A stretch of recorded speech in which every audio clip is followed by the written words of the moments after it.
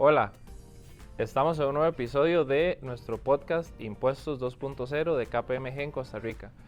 Hoy vamos a conversar de un tema sumamente relevante que es el cierre fiscal. Entonces para eso me acompañan Pedro y Eric. Pedro es director de nuestro equipo de impuestos y Eric supervisor también de nuestro equipo.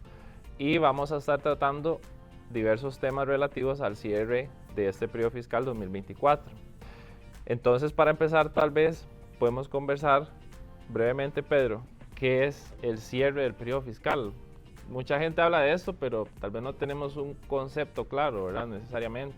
Claro, desde la óptica impositiva, ¿verdad? Que es el tema que vamos a tratar, definitivamente tenés que prepararte con, digamos, la conciliación entre la utilidad contable y fiscal, ¿verdad? Que es lo que usualmente se debe hacer al prepararse a la provisión de cierre de año o el impuesto sobre la renta, digamos, tal cual, ¿verdad? Entonces, es como un papel de trabajo que se adjunta, sea, como decía, a la provisión o a la declaración de impuesto de renta, ya cuando vas a hacer la presentación ante las autoridades tributarias, ¿verdad? Sí, y es que tal vez a veces podemos perder de vista que tenemos que llevar la contabilidad con base en las normas contables, pero pueden existir algunas diferencias con el tratamiento tributario. Eso es correcto, porque vamos a ver, el Código Tributario y el artículo, digamos, del Reglamento a la Ley de Impuestos sobre la Renta número 100, te establece que la base contable son las normas internacionales de información financiera. Por otro lado, la Resolución 029-2018 te establece, digamos, las pautas que realizó la Administración Tributaria al aceptar las normas internacionales. Entonces, siempre hay discrepancias entre la norma contable y la norma fiscal, ¿verdad? O sea, aunque la norma contable está aceptada, no necesariamente la Dirección General de Tributación o las leyes aceptan todas las normas íntegramente. Entonces, vas a tener una serie de discrepancias que tal vez podemos mencionar algunas, que son, tenés provisiones, una provisión de cesantía, o puedes tener una provisión de garantías, por ejemplo, en ciertas empresas, que evidentemente no son deducibles en el momento de la creación, sino cuando se ejecutan. Entonces ahí tenemos una diferencia, que les podemos llamar también diferencias temporales, ¿verdad? Puedes tener la norma, la NIF 16, que te regula todo el tema relativo a los arrendamientos. La Dirección General de Tributación no acepta, o la normativa no acepta, la normativa fiscal no acepta digamos, ese tratamiento, y tenés que hacer también un ajuste a nivel de la conciliación fiscal. También puedes tener algunas otras diferencias que les hemos llamado permanentes, más bien, ya no son temporales o de origen temporario, como es un gasto de periodo anterior que registraron tarde, tenés que considerarlo como no deducible. Tradicionalmente hay algunas partidas, como desafortunadamente la fiesta de Navidad, que la Dirección General desconoce, ¿verdad? Su deducibilidad, entonces se convierte en una partida conciliatoria también que incrementa la base imponible, ¿verdad? También podemos tener, porque creo que eso es importante, ingresos no gravables, ¿verdad? Ingresos que la legislación no considera. Y aquí tenemos un ejemplo claro, es todos aquellos instrumentos financieros que la compañía invirtió en el exterior y que se consideran como ingresos no gravables. Y creo que aquí Eric nos puede hacer una referencia importante al considerar esto como no gravable, ¿verdad? Claro, Pedro, en eso fundamental, ¿verdad? La reforma que tuvimos con respecto al principio de territorialidad, en el cual podríamos decir que hay un reforzamiento al concepto de renta de fuente costarricense. Entonces, esto es fundamental considerarlo dentro del periodo fiscal al momento de preparar la declaración, por cuanto ahora se refuerza ese principio. Y tal vez para dar un poquito de contexto, ¿cuál es el cambio que genera, digamos, esa reforma? Pues en un inicio teníamos una definición que nos indicaba que era renta de fuente costarricense, aquella generada, por ejemplo, de servicios prestados, bienes situados y capitales utilizados dentro del territorio nacional. Ya pensábamos tal vez en ese momento que era clara la norma, ¿verdad?, de que si hay un ingreso extraterritorial como una colocación de un instrumento financiero en el exterior, no debería estar grabado. Sin embargo, hemos tenido, como ustedes saben, una gran discusión jurisprudencial sobre eso. Sin embargo, interesante que la reforma refuerza este principio de territorialidad porque mantiene un poquito esa misma definición. Tal vez nos agrega, por ejemplo, que el capital tiene que ser invertido dentro del territorio nacional. E igualmente agrega un supuesto que es derechos utilizados dentro del territorio nacional. Pero ¿dónde decimos que se refuerza? Porque tal vez hace una vinculación a la definición de espacio territorial que tiene la Constitución Política para indicar que la fuente tiene que estar localizada dentro de ese territorio. Entonces ya nos marca un poco más la cancha de que en efecto tiene que estar generado dentro de esos límites geográficos del territorio nacional. E igualmente, muy interesante, la reforma también descarta otros aspectos que en su momento la administración tributaria y en algunas ocasiones en sede judicial se ha discutido, de estos conceptos de vinculación con la estructura económica o criterios de utilización dentro del territorio nacional. Eso la reforma lo excluye, expresamente indica que ya esas valoraciones no van a ser tomadas en cuenta para determinar la territorialidad del ingreso, y entonces a raíz de esto podemos decir que tenemos un concepto de territorialidad más reforzado. Entonces que, por supuesto, territorialidad es un tema de discusión, hay áreas grises que tenemos que analizar al momento de preparar la declaración. Sin embargo, definitivamente tenemos que tomar en cuenta este reforzamiento que tenemos. Tal vez más adelante, para continuar con lo que es la conciliación, podemos hablar otra reforma que tuvimos con el gravamen de rentas pasivas, pero para continuar Perfecto. ahí, Pedro. No, sí. excelente. Y bueno, otras partidas que tenemos que, digamos, tener algunos cuidados, las pérdidas fiscales. Recuerdan que en Costa Rica las pérdidas fiscales pueden ser amortizadas en un periodo de 5 años para las compañías agrícolas y 3 años para las compañías industriales. ¿Qué cuidado debemos tener ahí? Registrar el impuesto sobre la renta diferido asociado. Y decimos el impuesto sobre la renta diferido porque se constituye en una diferencia temporal, ¿verdad?, que va a ser amortizada en periodos futuros cuando la compañía tenga utilidades suficientes para poder amortizar, ¿verdad?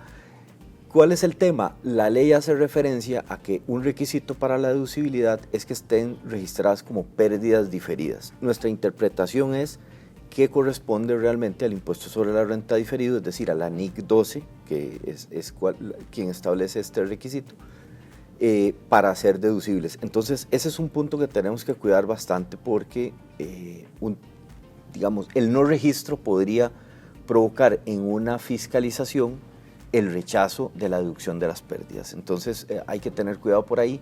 Y otro que creo que es bastante importante, relevante, que surgió a partir de la reforma del 2019, es la limitación a la deducción de intereses, ¿verdad?, que tenemos que tener presente. Si tenemos intereses no bancarios, tenemos que hacer un análisis de deducibilidad y recordemos que para este periodo fiscal, para el 2024 que estamos próximos a cerrar, el porcentaje es del 26%, entonces para que también lo tengamos presente.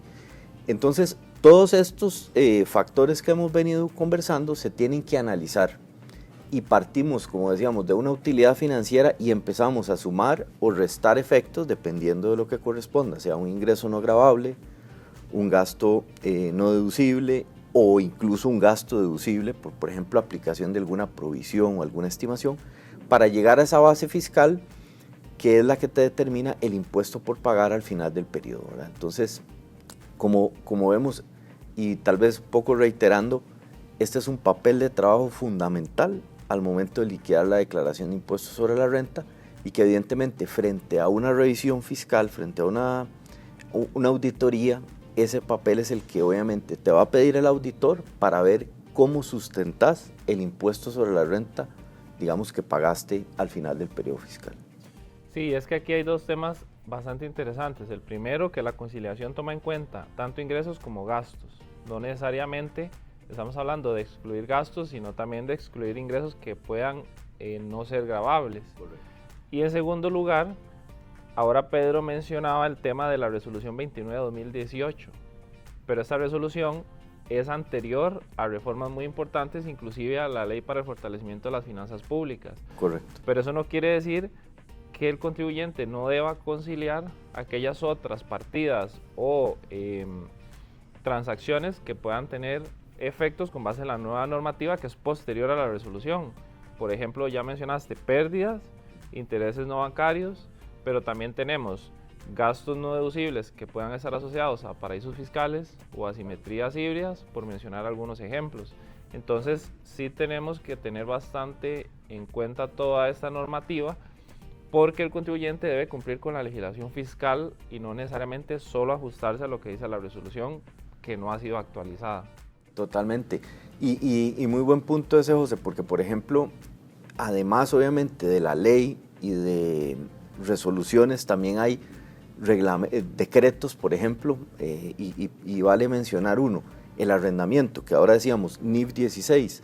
Lo que pasa es que para efectos tributarios hay que recordar que tenemos un decreto que regula el arrendamiento, la figura del arrendamiento en Costa Rica. Entonces, para efectos tributarios tenemos que pegarnos a ese reglamento. Entonces, es muy bueno tu comentario porque creo que es un complemento. Habrá normas financieras que tal vez la administración sí las aceptó tal cual, pero por otro lado tenemos normas financieras que la administración no aceptó, pero que hay reglas especiales para dar un tratamiento, como este que mencionamos de los arrendamientos, ¿verdad? Entonces creo que es súper válida tu observación, es decir, tenemos resoluciones, tenemos una ley nueva posterior a esta resolución 029-2018, que es la que regula el tema de la adopción de normas internacionales. Entonces sí hay que tener un espectro amplio, pienso, al momento de preparar la conciliación fiscal, ¿verdad?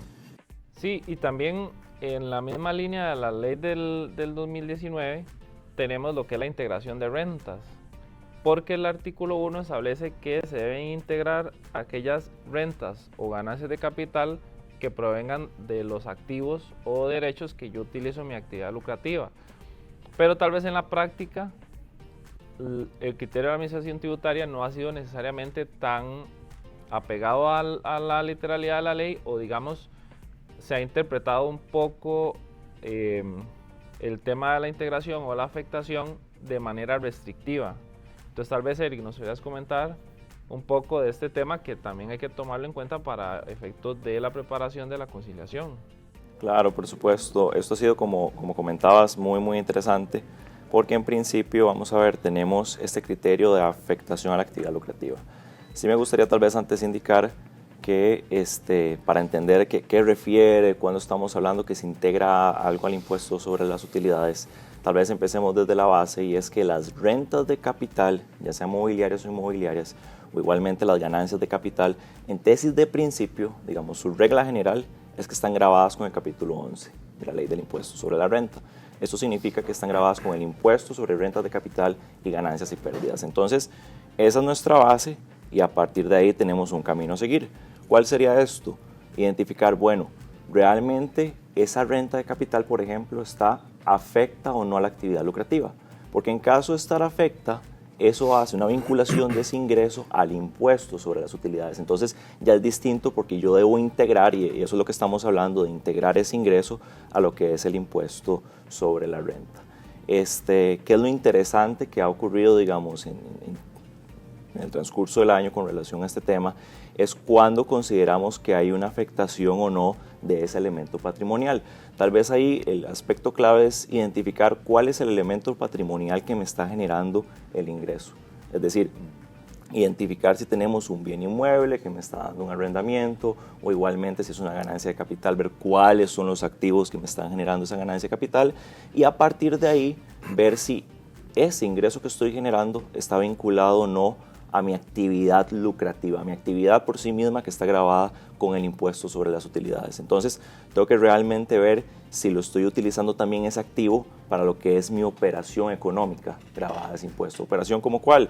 De todo tipo, ya sea que yo sea un prestador de servicios, que sea una compañía de manufactura, es decir, la actividad per se que está grabada con el impuesto sobre la renta.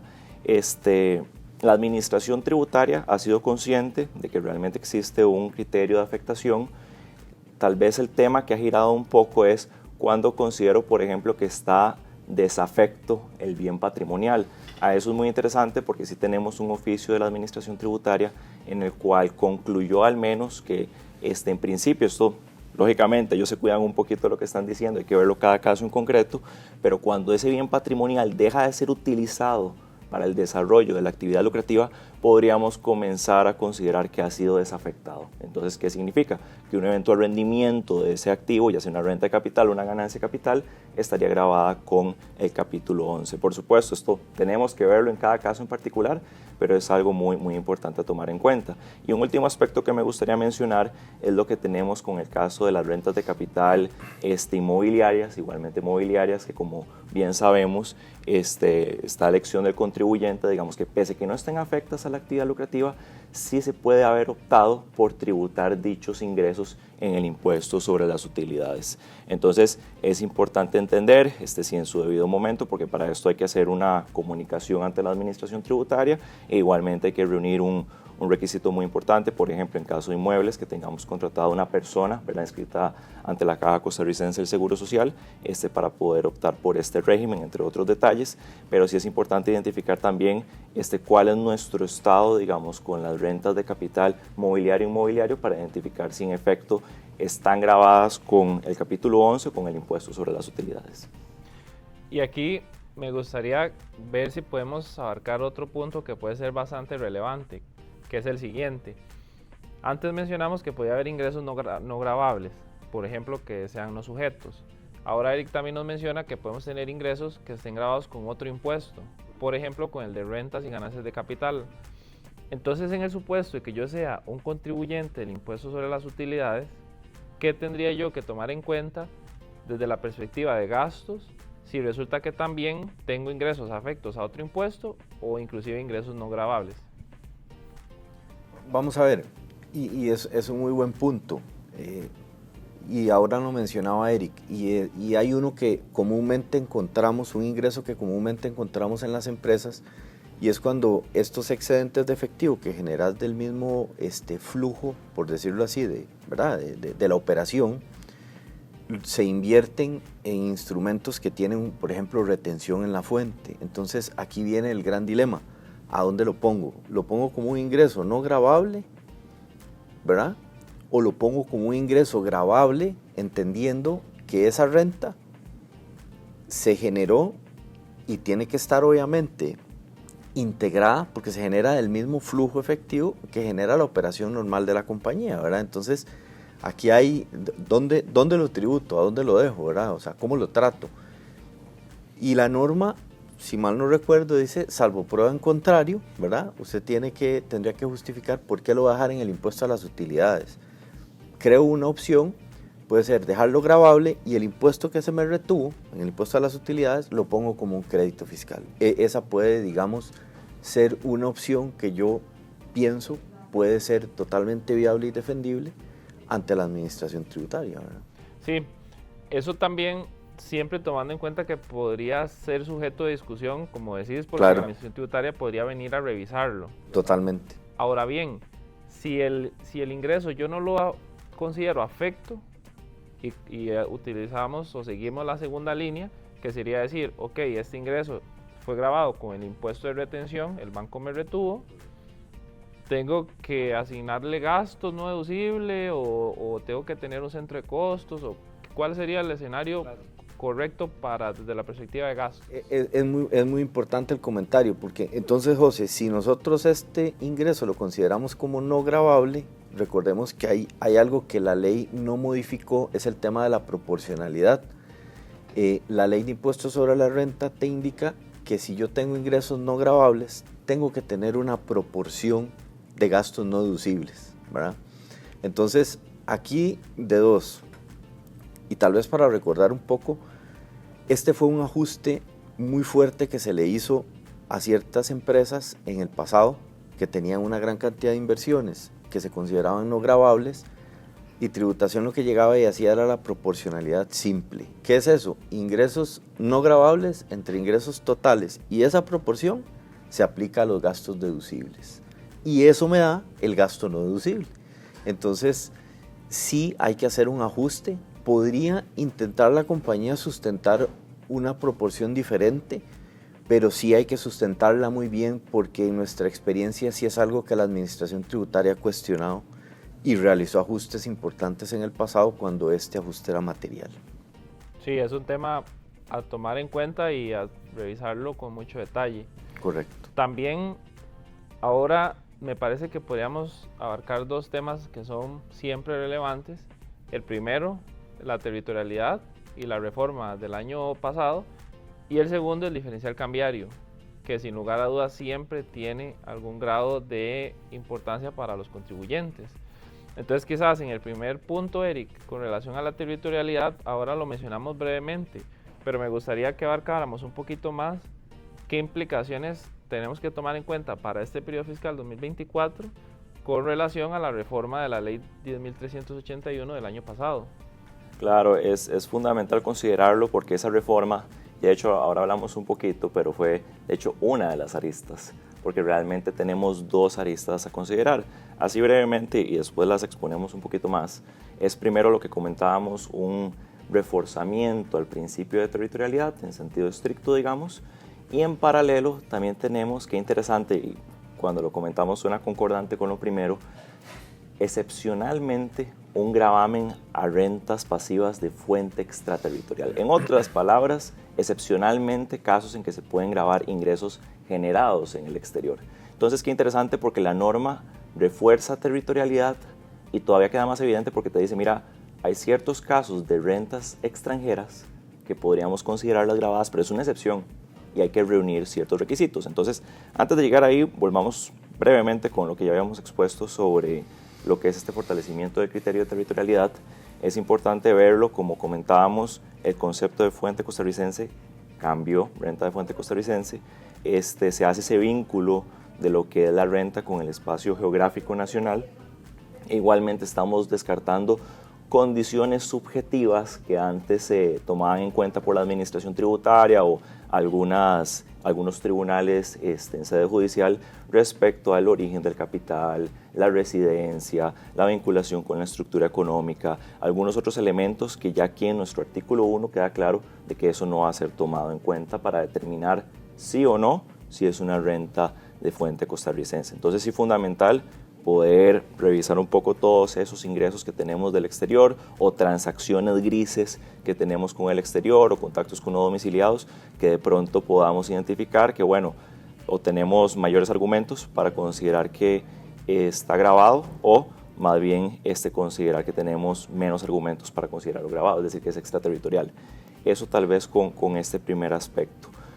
La segunda arista, para comentar un poco de qué es lo que sucede con la reforma.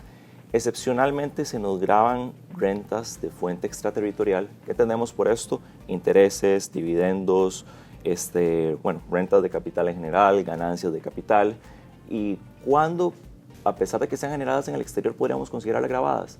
Otra vez tenemos dos puntos. Uno, que el contribuyente forme parte de un grupo multinacional o, por otra parte, que sea considerada la entidad como no calificada. Tal vez el primero, muy brevemente, porque yo sé que este tema presta para bastante discusión y verlo muy ampliamente, pero el primero es básicamente, digamos, se establecen distintos supuestos y en esencia es, por ejemplo, si el grupo tiene la obligación de consolidar estados financieros, si la entidad está incluida dentro de esa consolidación, en efecto forma parte de un grupo multinacional, o por ejemplo, si no tienen esa obligación, pero en caso que se tuviera que hacer, habría que incluirla, también consideramos que forma parte de un grupo multinacional. Tal vez eso en esencia son los dos principales, hay unos dos supuestos que son muy similares, pero eso tal vez como de la parte de cuándo estamos o no dentro de un grupo. Y por otra parte, el aspecto de entidad no calificada, en esencia, tal vez para resumirlo un poco, es aspectos de sustancia que hay que ver. Tal vez explicarlo, si somos una entidad calificada, no caemos dentro de la regla, si somos no calificada, caemos dentro de este gravamen excepcional. ¿Y qué entendemos el supuesto de que es una entidad calificada? Pues que tenemos elementos de sustancia en cuanto a lo que es propiamente empleados que tenemos en la organización, que tenemos ese recurso humano disponible en la organización para la generación de los ingresos de renta pasiva, igualmente que tenemos dirección en la toma de decisiones relacionada con esos ingresos, que igualmente la entidad soporta los riesgos asociados a esos ingresos, y por otra parte, también podemos mencionar que incurren gastos localmente para poder generar ese ingreso. Entonces, si tenemos todos esos elementos de sustancia, en esencia seríamos una entidad calificada, y si no los tenemos, más bien no sería de aplicación este gravamen excepcional, que solo para comentarles, en caso de que esté grabado ese ingreso, es una renta de capital grabada al 15%. Sí, entonces sin lugar a dudas va a ser algo que muchísimas empresas van a tener que revisar específicamente en su caso con relación a las rentas del exterior para ver si les va a aplicar o no la excepción. Y en caso de que la excepción les aplique, van a tener que tributar, valga la redundancia, excepcionalmente por rentas que son de fuente extraterritorial. Es un tema bastante novedoso que se incorporó hace muy poco en la normativa tributaria, entonces hay que prestarle mucha atención porque digamos, será el primer periodo fiscal completo en donde se va a aplicar la normativa. Y ya para finalizar, Pedro, tal vez hablar brevemente del diferencial cambiario. Ahorita en la Asamblea Legislativa tenemos 2 proyectos de ley que se están revisando para incorporar un poquito más de seguridad jurídica, pero no han sido emitidos formalmente hasta el momento y quizás no lleguen a ser emitidos de aquí al cierre del periodo fiscal. Correcto. Entonces, de cara al diferencial cambiario, ¿qué podríamos mencionar para este periodo fiscal 2024? Vamos a ver, creo que hay que hacer una breve reseña al tema del diferencial cambiario posterior a la reforma fiscal. Honestamente, y nuestra lectura como firma, es que el diferencial cambiario que quedó plasmado en la norma del 2019 es el devengo. En el impuesto a las utilidades, en el impuesto a las rentas, ganancias y pérdidas de capital, sí es el realizado. Pero por alguna extraña razón la Administración Tributaria interpretó que para el impuesto a las utilidades prima el principio del realizado y no del devengo. Y ahí la Administración, recordemos, ha venido emitiendo algunos oficios, ¿verdad? Donde ha venido manifestando esto.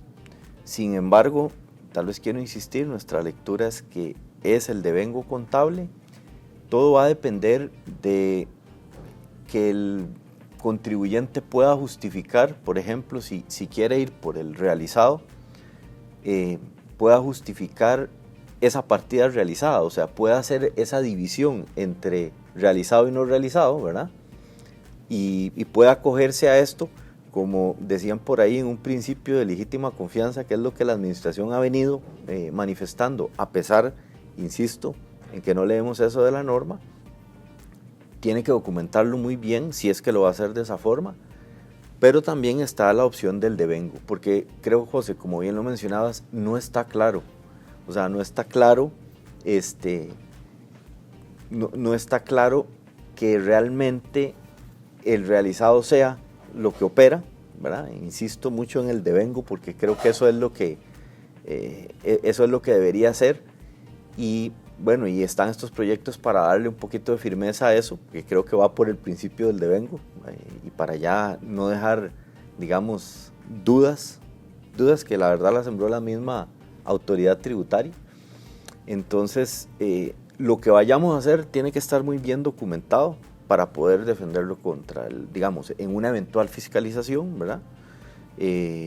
Ante la Administración Tributaria. Y recordemos que también la Administración, para efectos de ciertos sectores como el financiero, emitió una resolución de la forma en la que debe operar el diferencial cambiario para efectos tributarios, evidentemente, ¿verdad? Entonces, siempre esa conciliación fiscal debe llevar, así como el diferencial cambiario puede llegar a ser parte de, si es que consideramos el realizado y no realizado para efectos tributarios, debe llevar la justificación clara de cómo se obtuvo. Y la verdad que la recomendación es que ojalá sea el mismo sistema contable, el mismo, ¿verdad? El que determine esas diferencias. Que ojalá no tengamos que llegar a hacer un procedimiento manual que de pronto puede llegar a hacer una complicación en una eventual fiscalización, ¿verdad?